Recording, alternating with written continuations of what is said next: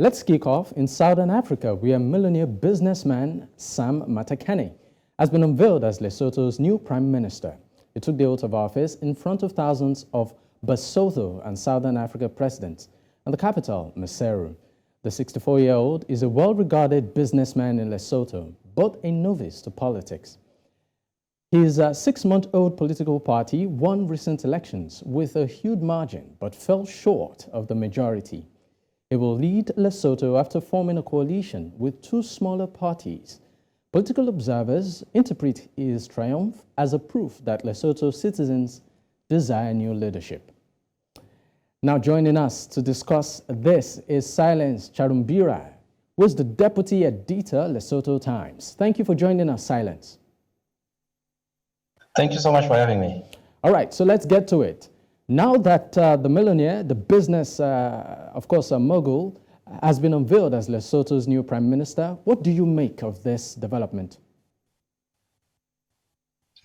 It's an interesting time.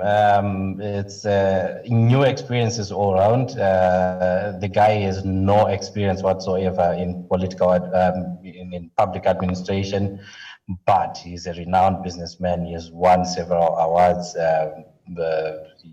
globally, even continentally, Forbes awards and so forth. So he is a tried and tested businessman, astute businessman, and some are already touting him as the man who will bring in proper corporate governance in the Lesotho government. So you get the sentiment that people are confident, and confidence is what matters the most for him right now. All right, which of course is very, very interesting. Now, you said, I want to pick up from where you said on the fact that he has no, will I say, history in politics. But on the campaign trail, one of the promises Matekane made to the electorate was to prevent landlocked nations from becoming a failed state. I want to ask, how do you expect him to achieve this? Well, you know, Lesotho is a small country of just about 2.1 million people. It's also relatively small, small in stature, and you would think it's not too difficult to steer the ship as long as the leadership says and does the right things. So you won't want to doubt anything that he says, as long as he gets the proper support from his cabinet and his party, as well as other parties. So I don't think it's too difficult a task for him, really.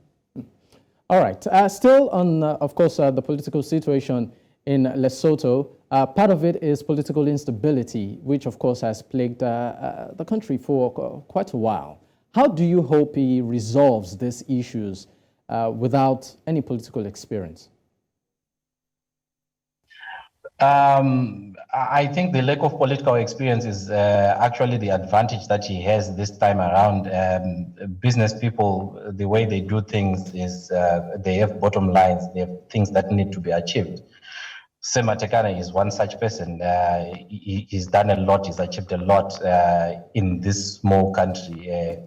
Look, right now, he's made history. People are excited that he has funded the bulk of the processes for this inauguration, because the government is broke. This is a first for, I think, for any country. We haven't heard of such anywhere. So I don't have any doubts, really. But of course, the taste of the pudding is in eating it. Let's see what he achieves in the first 100 days. Let's see what he achieves in the timelines that he would have set. All right, let's of course, take a dive to his political party. His Revolution for Prosperity Party could not actually secure an absolute majority in the 120-seat parliament. Hope this would not make things difficult for his government.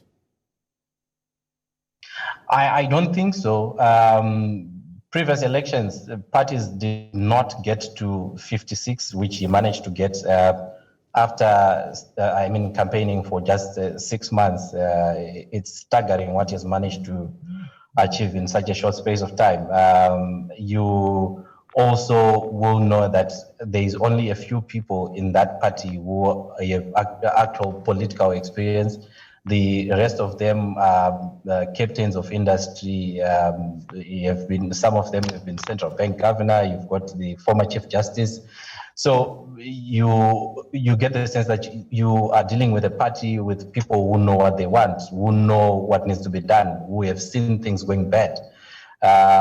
So in terms of stability, with 56, I think that party can only grow. Remember, the reforms haven't been passed yet, so floor crossing is still permissible.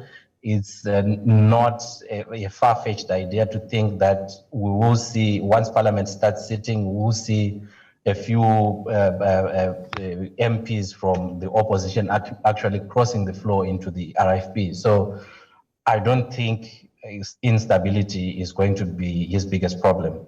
If we want to find problems, we have to find elsewhere.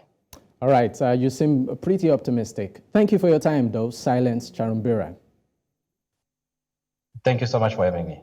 All right, that was Silence Charumbira, the Deputy Editor, Lesotho Times.